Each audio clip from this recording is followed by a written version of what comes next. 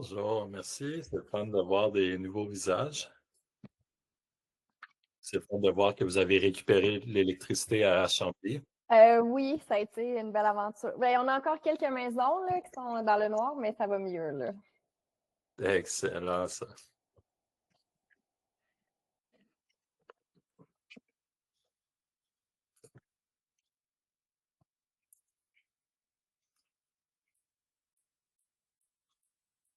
Parfait. Ce sera pas bien long. Je vais commencer dans 2, 3 minutes. Juste laisser le temps à tout le monde de faire chauffer son lunch au micro-ondes et de s'installer devant leur écran.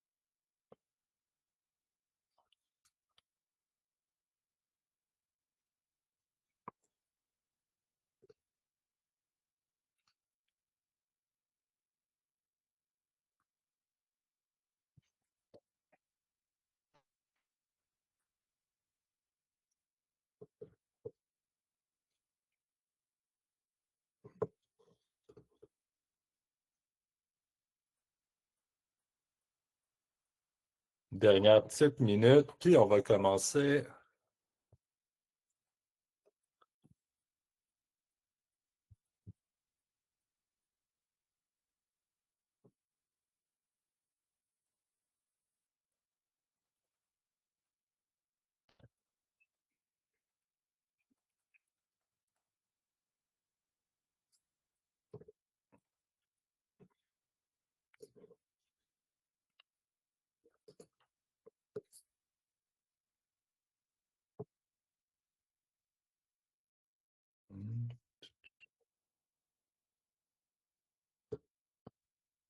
J'essaie de voir, Charles, est-ce que tu es ici? Je te vois pas dans la liste.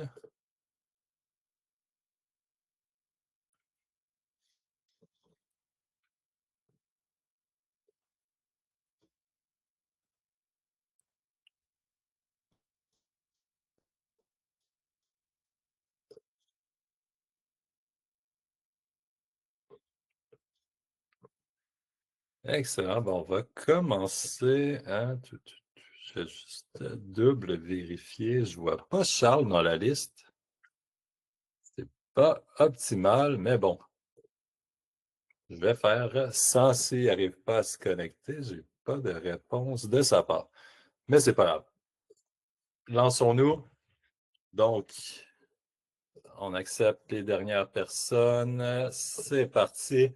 Donc, au sujet du jour aujourd'hui, on va parler de guichet unique.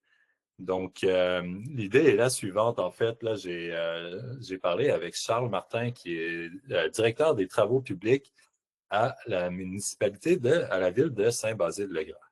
Et Charles, il me dit, ben, tu sais, on a un document, un chiffrier Excel. Oh, ce sera pas bien long. Je vais juste faire une petite chose parce que j'ai réalisé quelque chose qui avait un deuxième lien dans une invitation qu'on a envoyée. Puis là, je vois qu'il y a une personne dans le deuxième lien, Sylvie. Je vais te mettre dans le chat le bon lien à utiliser pour te connecter.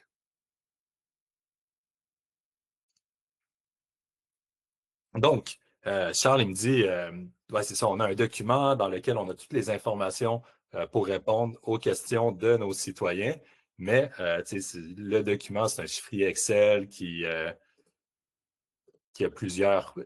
plusieurs dizaines de lignes. Ça devient compliqué, c'est difficile à gérer. Souvent, on va chercher la réponse, puis on va faire un contrôle F. Mais imaginez faire un contrôle F dans votre document en chiffrier Excel pour le mot déchet, par exemple. Puis, ben, le mot déchet, il va juste apparaître peut-être 150 fois. Donc, après ça, il faut trouver la bonne ligne parmi les 150. Fait que finalement, le fichier Excel, oui, il fonctionne bien. Il y a toutes les informations pertinentes, mais on passe des heures et des heures à chercher. Donc, c'est un peu l'idée derrière. On s'est dit, avec l'intelligence artificielle, ce serait beaucoup plus facile d'avoir une réponse qui est personnalisée par rapport à nos informations et ne pas passer 5 minutes à chercher la bonne réponse dans notre chiffrier Excel. Donc, j'ai travaillé avec Charles Martin, qui est ce directeur aux travaux publics à Saint-Basile-le-Grand. On va parler de ces défis, c'est quoi la solution qu'on a développée ensemble, puis je vais vous faire des petites démonstrations devant vous. Charles, es-tu là? Je ne te vois pas dans la liste. Je vais voir si... OK.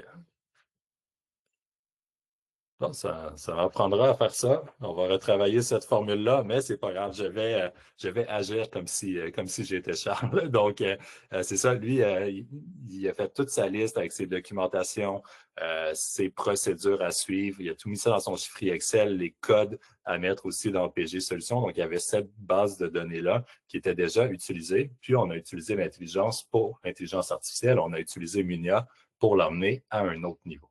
Donc, ça, c'est la prémisse. Et mais le défi, en fait, c'était quoi le but? C'était quoi l'idée derrière tout ça? Pourquoi on l'a fait? Ben, premièrement, c'était augmenter l'autonomie de l'équipe. Parce que préalablement à un assistant entraîné sur les données, c'était quoi la procédure? Si on n'avait pas l'information ou si on ne trouvait pas l'information, ben, c'était de lui écrire. Puis, ben, vous le savez, c'est quoi, là, sur votre Teams, des fois, ça ne doit pas arrêter de sonner toute la journée, puis vous n'avez pas le temps d'avancer vos projets ou c'est toujours en train de répondre et ainsi de suite. Ça peut être demandant, ça prend du temps. Donc, de un, on voulait augmenter l'autonomie. De deux, on veut aussi accélérer la réponse aux citoyens. S'il y a moins d'allers-retours, ben, ça fait juste que le citoyen va avoir une réponse plus rapidement. Donc, la solution qui a été choisie,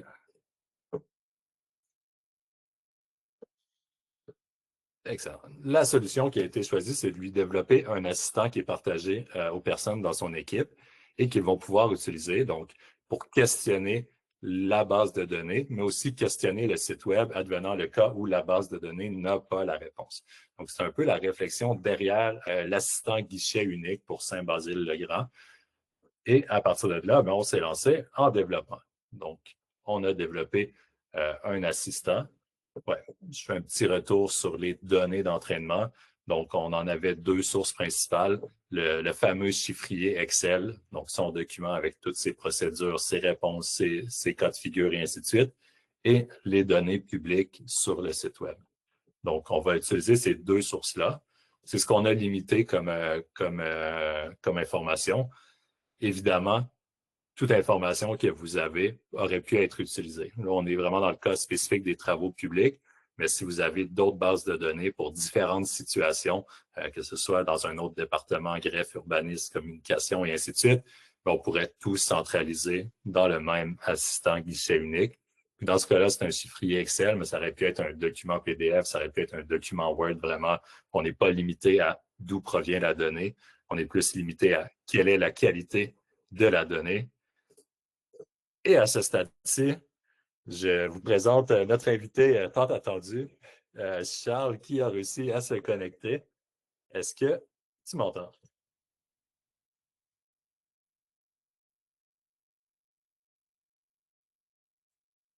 Je pense qu'on a peut-être un petit cas classique de Google Meet qui veut pas collaborer, hein?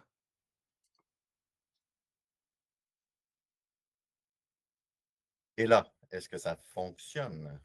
Ça fonctionne, on t'entend, Bon, c'est bon. parfait. Ben, merci, parce que là, je pense que les gens allaient dire que j'étais un menteur et que c'est pas vrai que tu existais. Je m'excuse, tout le monde qui est là connaissait les problématiques de déneigement actuellement. Donc, j'avais une petite urgence. Je m'excuse de ce retard. Donc, voilà. Parfait. Ben ouais. C'est des choses qui arrivent. C'est ça. Donc, si on comprend bien, tu arrives de pelleter l'entrée des citoyens. Non. D'autres problématiques. C'est bon. J'ai présenté un peu le projet, mais si, tu sais, en 1 minute, juste si tu pouvais présenter un peu c'était quoi ta vision derrière la création de cet assistant, la donnée que tu avais, puis c'était quoi l'objectif, juste pour qu'ils l'entendent de toi. Oui, en fait, c'est que, vous savez, le service à la clientèle, le service citoyen au niveau des travaux publics, c'est hyper important, puis il faut normaliser le niveau de service. Puis il faut vraiment offrir toujours la même qualité de service. Puis, à un moment donné, on a une multitude de sources d'informations. On a le site web, c'est décentralisé aussi. Moi, j'ai une expérience de différentes municipalités, là, plus grosses, plus petites, avec des ressources diverses. Puis ici, en fait, la gestion des appels est faite de manière décentralisée, c'est-à-dire qu'il y a plusieurs agents dans la ville qui prennent les informations. Puis bon, c'est sûr et certain que quand c'est l'adjointe administrative aux travaux publics, elle est super bonne pour répondre aux questions des travaux publics. Mais lorsqu'on arrive avec les autres agents dans les autres services, c'est plus compliqué. Fait que ce que j'ai souhaité faire, c'est qu'on a fait un chiffrier Excel avec une liste en à peu près 200 entrées qui qui donnent en fait un chemin critique pour chacune des situations. Mais par contre, l'interprétation de ce fichier-là est insupportable. Personne ne peut jouer là-dedans. Ça prend pas vie, c'est dur. Donc, en sollicitant à Carange, donc j'avais déjà fait un prompt, moi, de mon côté, là, sur Perplexity, puis j'avais intégré ma banque de connaissances, puis j'avais linké ça avec le site Internet. Puis les résultats n'étaient pas toujours concluants. Donc, en s'associant avec Carange, ben, on a normalisé notre prompt pour vraiment conditionner les questionnements des citoyens vers les deux plateformes, donc le site Internet et le fichier, le chiffrier Excel, pour interpréter, en fait, après ça, les opérations qui doivent être faites. Soit préciser des questions de précision pour justement mieux orienter, est-ce on est dans une urgence, ou bien aussi guider l'agent pour dire, bon, qu'est-ce que je dois faire par la suite? Est-ce que je dois créer une requête? Si je dois créer une requête, je la vise qui si c'est une urgence? Puis ça, ben, en fait, le prompt permet de discriminer tous ces cas de figure-là, puis de venir préciser là, le niveau de service qu'on veut offrir. Et aussi normaliser les réponses pour pas qu'on donne des fois de l'information divergente à l'un ou l'autre des citoyens. Excellent. Ben, merci beaucoup. C'est bon parce que c'est un peu ce que j'ai dit aussi avant. Là. Fait que, OK. tu sais, comme ça, ils l'entendent de toi, puis ça prouve que j'ai pas menti. Donc, on continue. Je t'ai rendu aux données d'entraînement. Donc, ça, je parlais justement du fameux chiffrier Excel des données publiques de la ville. Et à partir de là, ben, est venue l'étape de développer, de paramétrer tout ça dans Munia. Et comme d'habitude, comme toujours, je vous partage toutes les informations. Donc, je vais juste vous partager le lien aujourd'hui. On va faire comme ça. Donc, si vous voulez recréer quelque chose de similaire, ben, j'ai mis ici la présentation d'aujourd'hui. Dans le chat, j'ai mis une petite image avec le paramétrage, puis j'ai mis un prompt qui est similaire à celui qu'on utilise avec Saint-Basile-le-Grand, mais anonymisé puis légèrement modifié. Et voilà. Donc, je vais y aller directement, en fait, je vais aller directement dans Munia, puis je vais créer l'assistant. Donc, on a créé l'assistant. Évidemment, mais on commence en lui donnant un petit nom. Fait que je vais l'appeler guichet unique démo.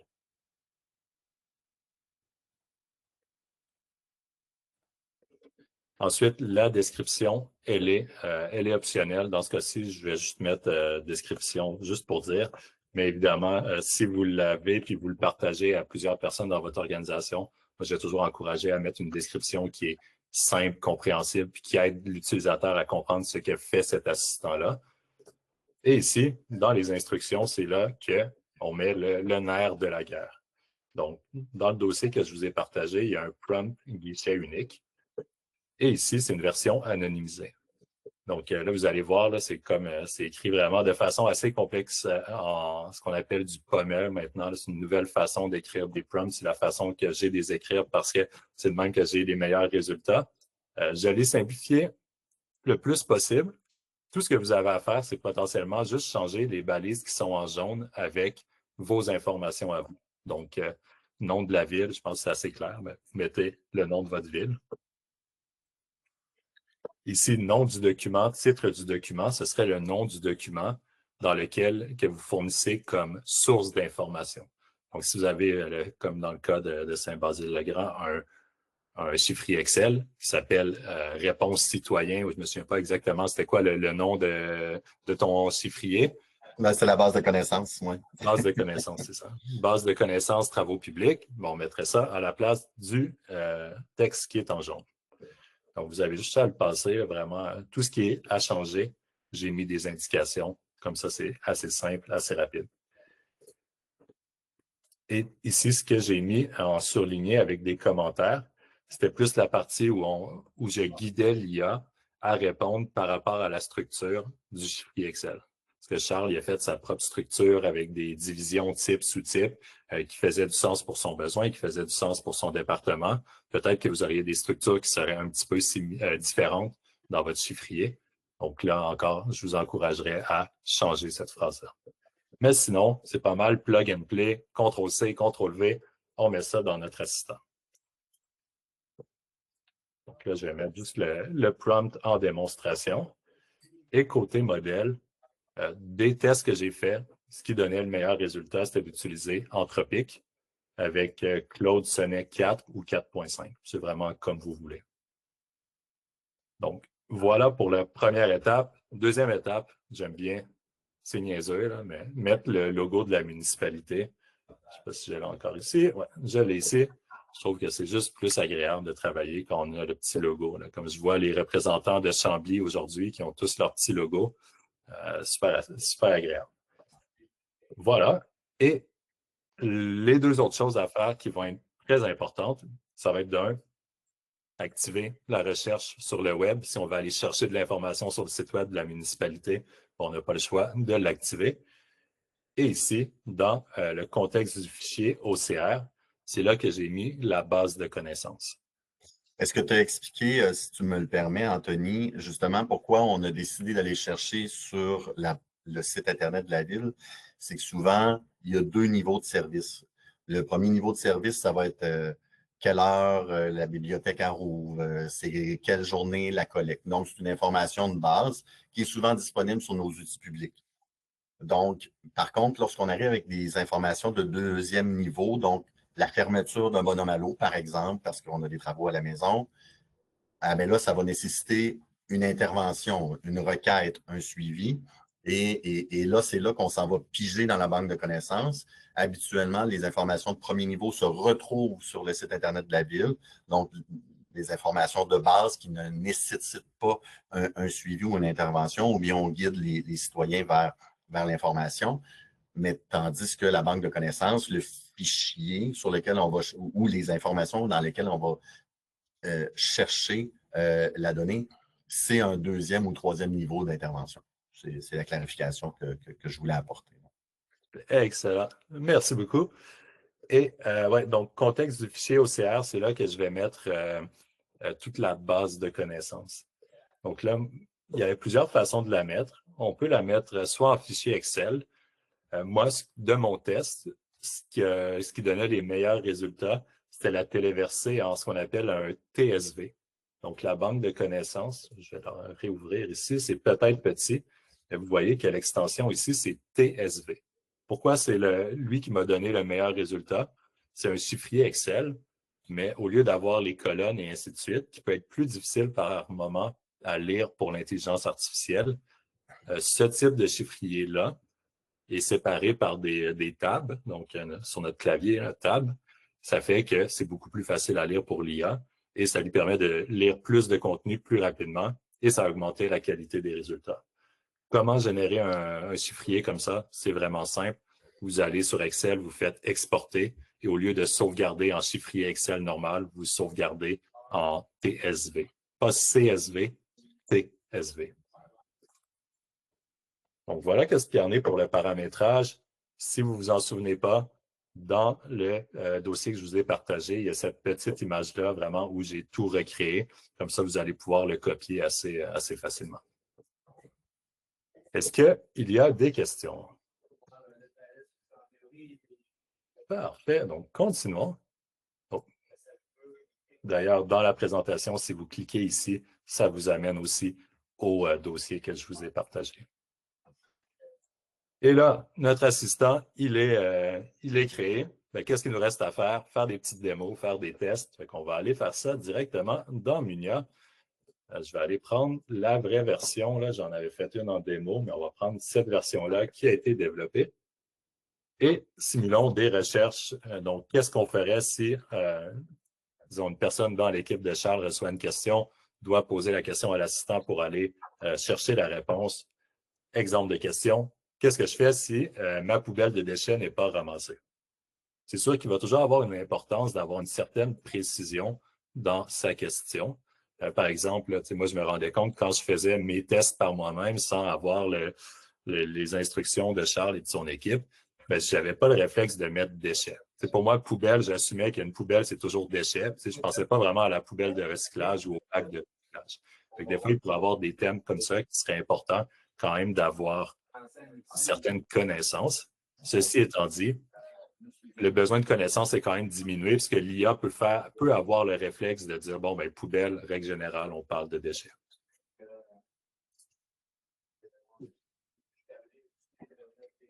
Donc, je lui ai posé ma question. Mon modèle, Claude 4.5, est en train de réfléchir, va aller chercher la réponse à l'endroit qu'elle juge la plus appropriée pour la question.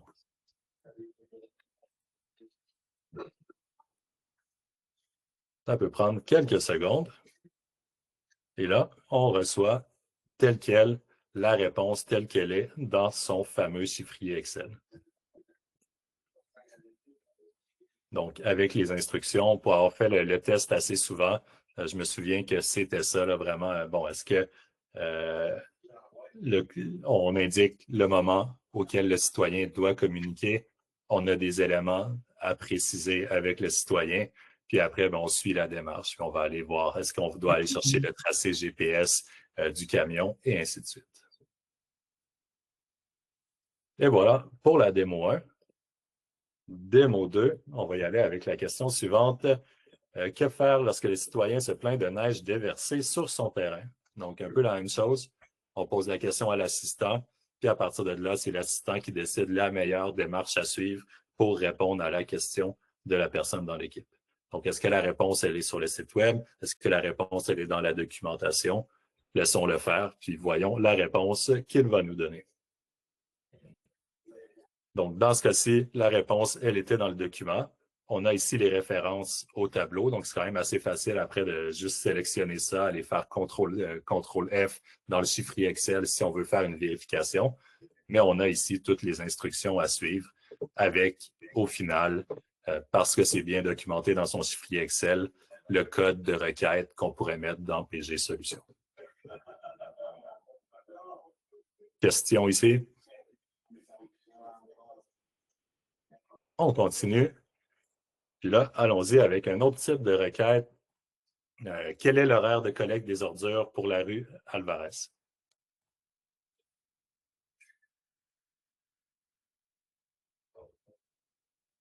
Donc, je lui ai posé ma question. Cette réponse-là, elle est un petit peu plus large. Donc, on n'a pas la réponse exactement. Il n'y a pas dans le document, dans le chiffrier Excel, tous les noms de rues à Saint-Basile-le-Grand. Donc, l'IA a eu le réflexe de dire, OK, bon, visiblement, je n'ai pas cette information-là dans mon chiffrier Excel. Donc, qu'est-ce que je vais faire? Je vais aller aussi chercher en ligne. Donc, c'est ça qu'on a vu. Il est allé chercher, entre autres, le calendrier des collectes pour les matières organiques, matières recyclables, feuilles, et ainsi de suite. Donc, toute de l'information qu'on retrouve sur le site web de la municipalité, où j'aurai tout accès à mes documents pour me générer une réponse. Et cette réponse-là a été générée et on m'a dit, bon, c'est aux 3 semaines. La collecte a lieu aux 3 semaines, les vendredis. J'ai un lien vers le fameux calendrier que je vous ai montré, je crois, ici. Et j'ai même des compléments d'informations qui ont été trouvés en ligne. Donc, à partir de là, puis vu que c'est l'IA, c'est conversationnel, mais je pourrais continuer ma conversation puis dire, par exemple, génère une réponse courriel adressée aux citoyens.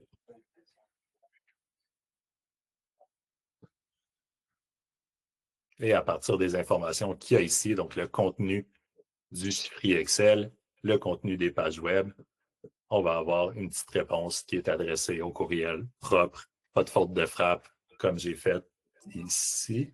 Ah non, j'ai assumé que j'en avais fait une, j'en fais toujours une normalement.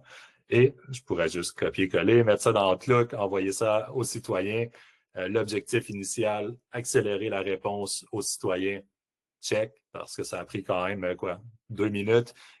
Standardisation des réponses, check, parce que on a de l'information qui provient directement de notre chiffrier Excel avec toutes nos normes pour les travaux publics.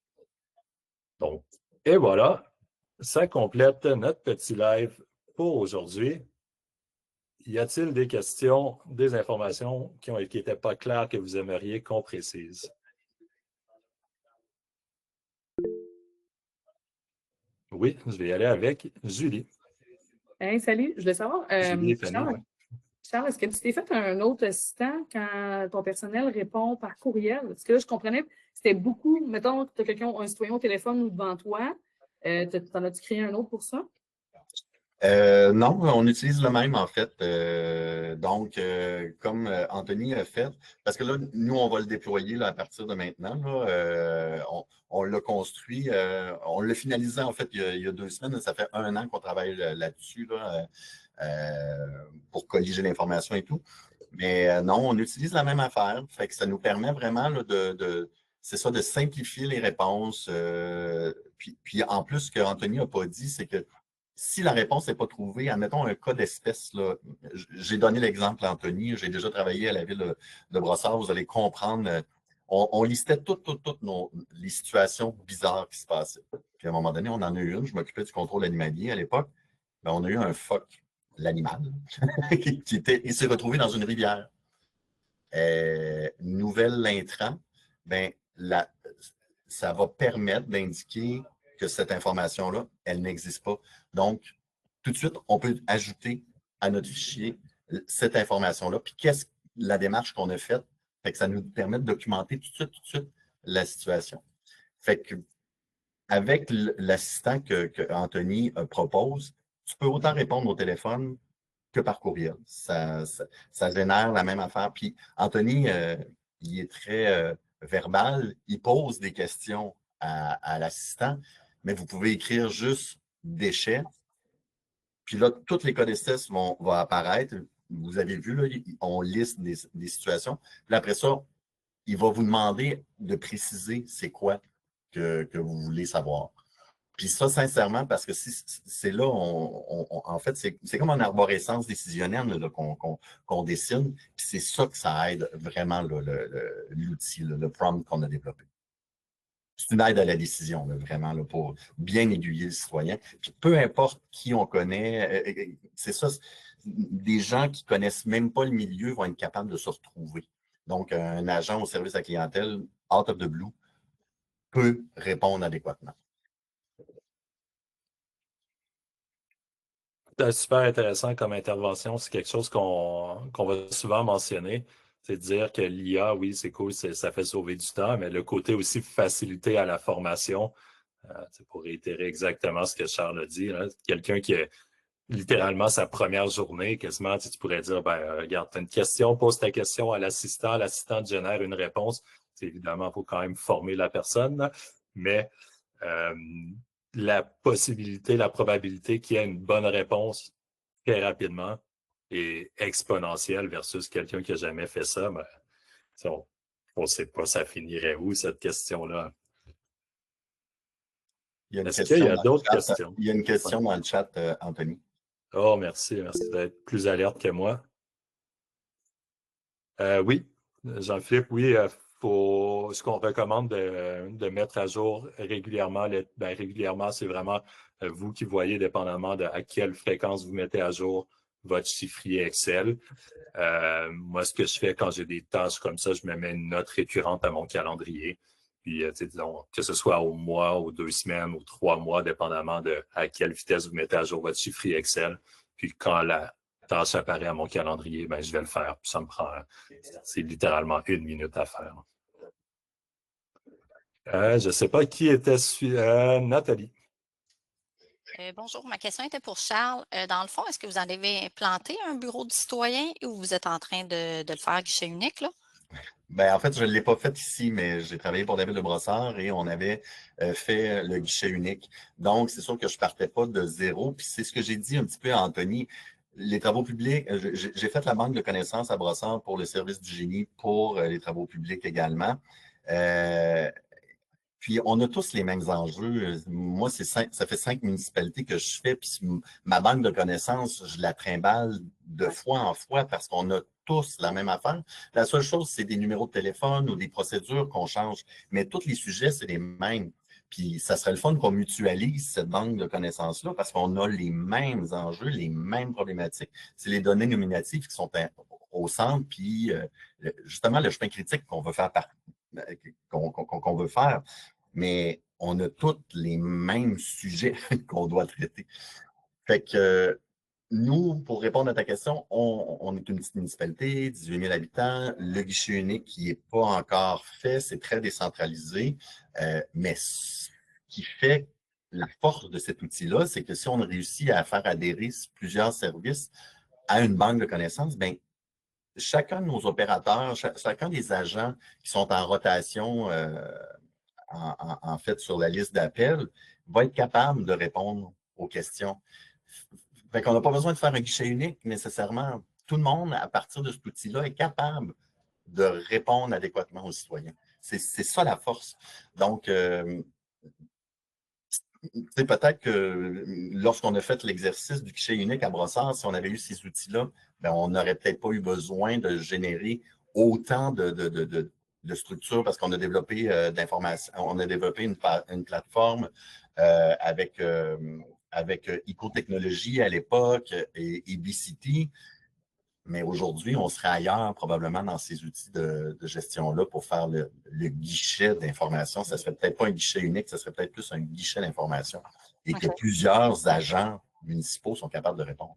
Fait que dans le fond, vous autres, c'est que ça fait rotatif. Chaque, mettons, adjoint ou secrétaire des services répondent chacun à leur tour, mettons, au numéro de téléphone de l'hôtel de ville. C'est ça un peu que je comprends? Oui, c'est ça. C'est ça. C'est l'escalade. Fait qu'il y a une personne responsable dans la journée, mais si elle est en ligne, la bascule se fait, c'est ça, sur la ligne. Fait qu'il y a toujours une redondance, mais sauf que ce qui est plate, c'est que comme les gens ne sont pas en mesure de répondre à toutes les questions, ben c'est sûr que si c'est l'agente qui est à l'urbanisme, puis on lui pose des questions sur les travaux publics, quel va être son réflexe de transférer l'appel aux travaux publics? Donc, elle va tomber sur une boîte vocale.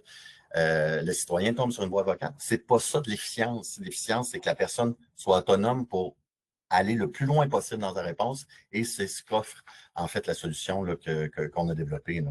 OK. Mais c'est bien parce que je voulais savoir c'était quoi votre idée aussi, puis qu'est-ce que vous avez fait, parce que nous, dans le fond, à Bromont, on est en train je suis en train de coordonner l'implantation on appelle ça, nous, un bureau de citoyen, mais ça va être comme 2-3 réceptionnistes qui vont répondre. Puis, je suis en train justement de monter un dossier un peu comme ça avec les questions-réponses que j'ai eues de tous les services. Puis là, il resterait à mettre l'intelligence artificielle dedans. Là. Fait que je trouve ça Moi, je pense bien. que c'est la meilleure, c'est vraiment la meilleure des solutions. Puis ça permet, parce que ce qu'on avait l'habitude de faire dans les villes, c'est de centraliser. Donc, on va mettre des gens on va créer un espace, puis ça va être le bureau citoyen. Mais on est-tu encore obligé de faire ça avec autant de ressources? Peut-être pas. Parce que les gens peuvent être délocalisés puis répondre pareil aux appels ou aux requêtes. Là. Bien, merci beaucoup. C'est bien. Merci. Merci pour ta question. Et Sophie. Oui, je voudrais savoir si éventuellement ce lien-là pourrait être utilisé par le citoyen sur un style de chatbot où on devra toujours maintenir soit chatbot ou à l'interne. La réflexion est adaptable, oui. L'exemple pourrait être autant à l'interne qu'à l'externe. Ensuite, après, c'est de voir c'est quoi à quel point on est à l'aise de laisser un citoyen interagir avec ça. Parce que le citoyen, il va prendre votre réponse pour du cash. il va prendre la réponse du chatbot pour du cash. Puis, l'exemple extrême que j'ai, c'est Chevrolet avait mis un chatbot sur leur site web. Puis, il y a quelqu'un, un genre de petit crack informatique, qui avait convaincu le chatbot de lui vendre un Silverado à 1 $. Puis, c'est allé en cours. Puis, ben, Chevrolet, ils ont vendu le Silverado à 1 $. Fait que, c'est vraiment de se poser la question, bon, ben, et si l'IA fait une erreur, qu'est-ce qu'on fait? Donc, et à quel point on est à l'aise que l'IA fasse des erreurs, parce que ça va arriver, comme toute chose, comme un être humain peut faire une erreur, l'IA peut faire une erreur. Puis, moi, ma réflexion, c'est, gardons ça à l'interne pour l'instant. L'IA, c'est quand même une technologie qui est jeune. Ça nous fait gagner énormément de temps, mais limitons les risques potentiels. Gardons quand même un humain in the loop.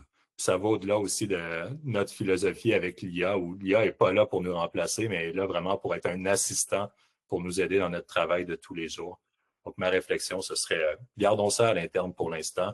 De toute façon, pour toutes les expériences que j'ai eues avec des chatbots sur des sites web, j'ai toujours l'impression de parler tout seul. Je préfère quand même avoir une réponse humaine ou avoir un humain dans l'interaction. Merci beaucoup. Ça fait plaisir. Moi, je vais devoir quitter, Anthony. J'ai une rencontre. Je suis déjà en retard pour ma prochaine rencontre. Mais écoutez, la seule chose que j'ai à dire, je suis facilement trouvable. Vous pouvez communiquer avec moi, Charles Martin à la ville de Saint-Basile-le-Grand. Ça va me faire plaisir de partager mon expérience ou mes expériences en guichet citoyen et en service citoyen. Comment on travaille la plateforme, la base de connaissances, la réflexion qui est derrière, je me rends disponible, n'hésitez pas. Vous pouvez communiquer avec moi. Merci infiniment. Puis, Merci. super intéressant. Je pense que l'expérience a été intéressante pour tout le monde. Oui. Puis, on va essayer de garder cette structure-là, se trouver d'autres invités. Donc, s'il y en a parmi vous là, qui ont des idées ou qui veulent participer, n'hésitez pas à m'envoyer un courriel. Ça va me faire plaisir d'organiser ça avec vous. Merci. Merci, bonne journée. Merci à tous. Merci. Merci.